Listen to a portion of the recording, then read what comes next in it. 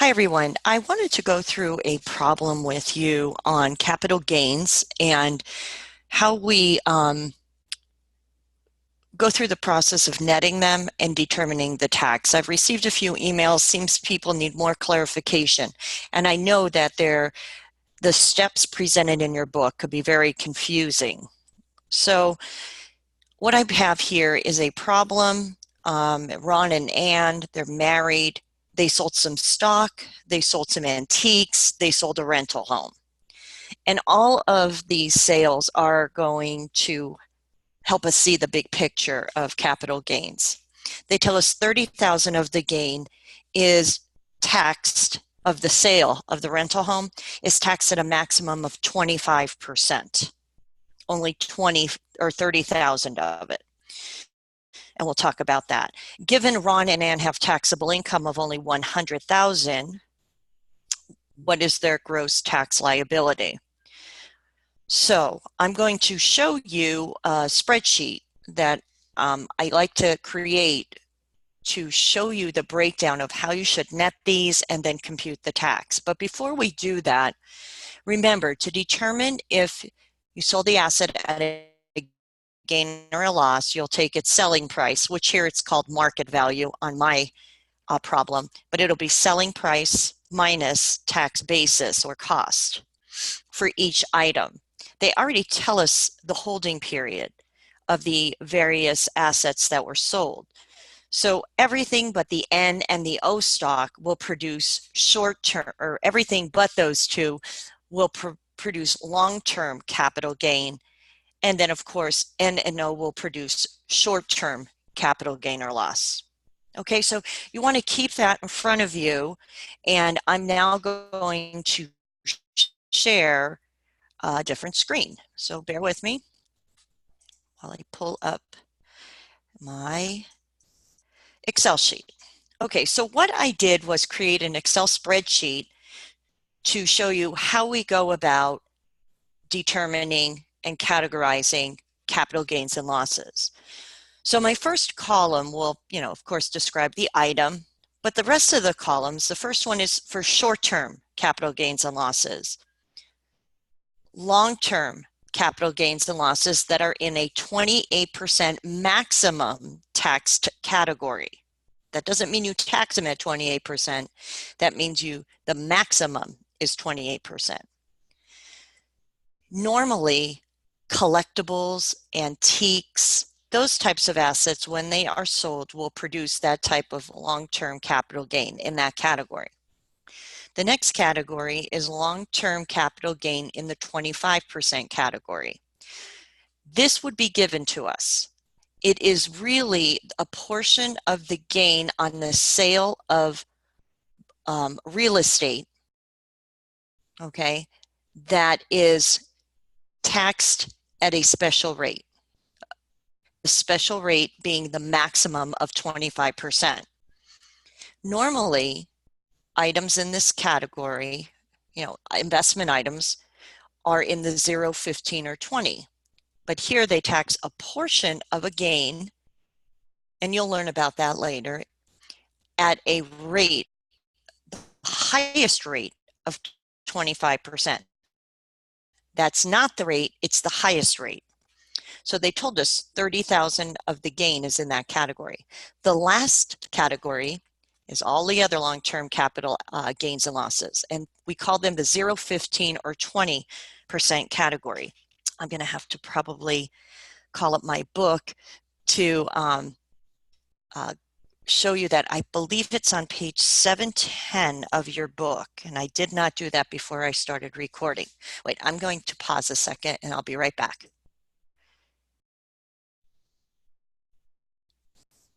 Okay, I'm back. I'm on page 7-10 of your book. You could see there. And on there, it tells you the 0, 15%, and 20% categories, meaning based on your taxable income with all your gains added in, that will determine the rate that will be used to tax items in that category. So if your taxable income as a married filing joint person, which Ron and Ann are, is between 0 and 78,750, gains in this category will not be taxed at all. They're 0. If your taxable income is in the next income range, they're taxed at 15%. If they're in the next income range, they're taxed at 20%. Okay, so that's what that means, that range. So I'm going to stop sharing this screen right now and go back on over, and let me get this shared up. I'm not a pro at this, but we'll get you back to this answer so you could see it, and there you go. So that's the kind of gains that will be in this category. Everything long-term capital gains that are not antiques or real estate that was sold that could be depreciated, and that's the key. And that's what's in that 25% category. So when we go back now and we take a look, when we sell the end stock, we will be generating an $8,000 gain. So we sold it for more than its tax basis by $8,000. Same with the O stock. That will be a $7,000 loss though, because we sold it for $26,000. Its tax basis was $33,000. Then the antiques, they were sold for $7,000. They have a basis of $4,000. But the antiques are in a special long-term capital asset category that are taxed at a maximum of 28%. The rental house sale, $30,000 of the $210,000 gain is in this category of long-term capital asset that's taxed at a maximum of 25%. The remaining $180,000 of gain will be in the 0, 15, 20 category. The L stock, when it's sold for a $9,000 gain, sold at 50, purchased for 41. The M stock, sold at a loss, sold for 28, purchased for 39. Okay, so we collect our gains and losses in the categories they belong in.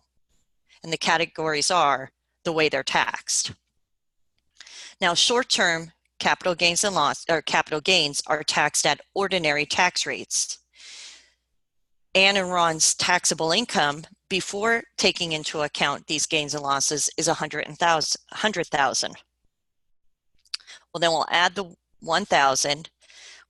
So their income is $101,000 for purposes of using the tax rate schedule. And that's what we'll do first.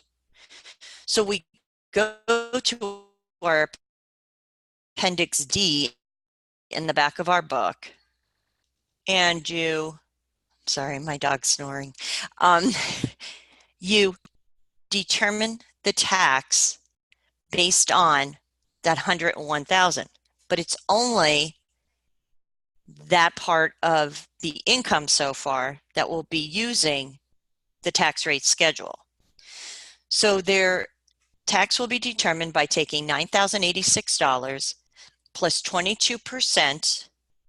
Their income at this point, $101,000, is above $78,950. So after you finish that computation, their tax on their ordinary income, $13,937. Now, Ann and Ron remain in this 22% tax bracket until their income reaches $168,400. So how much is that $3,000 gain in this 28% category taxed at? Well, their marginal tax rate is not above 28%.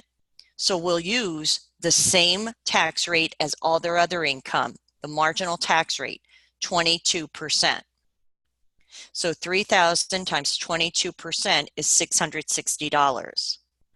So far, we have taxed $101,000 of ordinary income and $3,000 of the antique capital gain. Now we'll go to the $30,000 gain, which is in this 25% maxed tax column. Again, they've only had income of $104,000. When you add that $30,000, they'll be at $134,000. if we were looking at this as, well, we are, as their total income, if we needed to tax this income, they would still be taxed at 22% because they're still in the range up to $168,400 that will be taxed at 22%.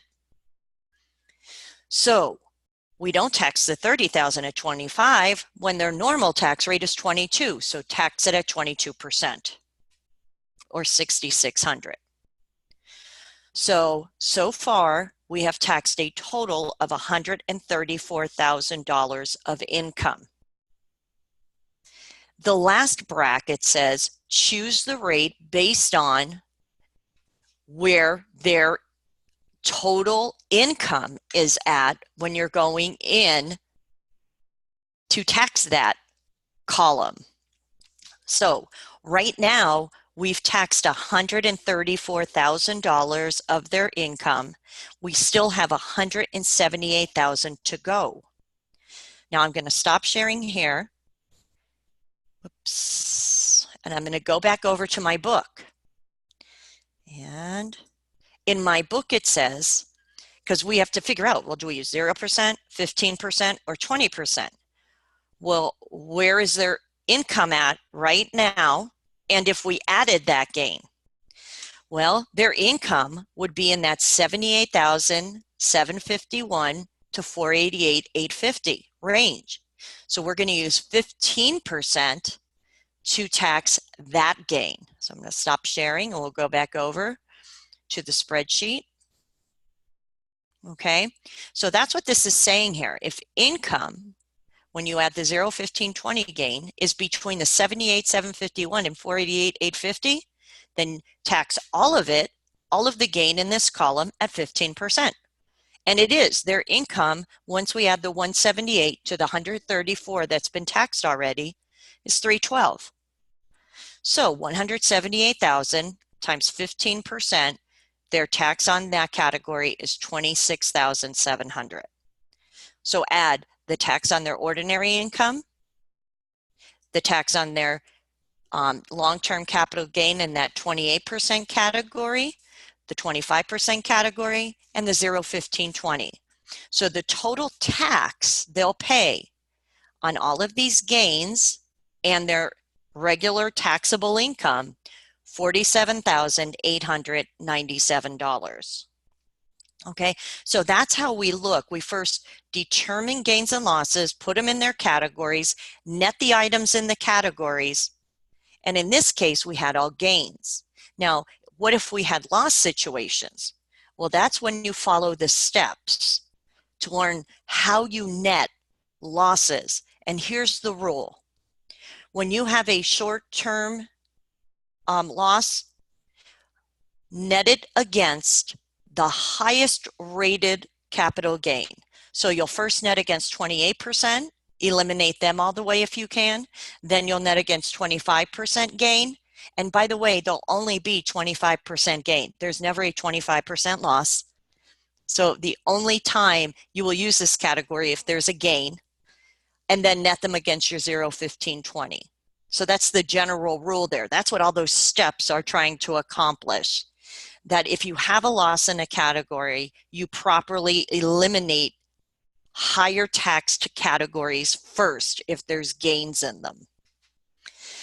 So hopefully this sheds a little bit more light on the complexities of capital gains and the categories, and will help you understand this material better. So post questions you may have.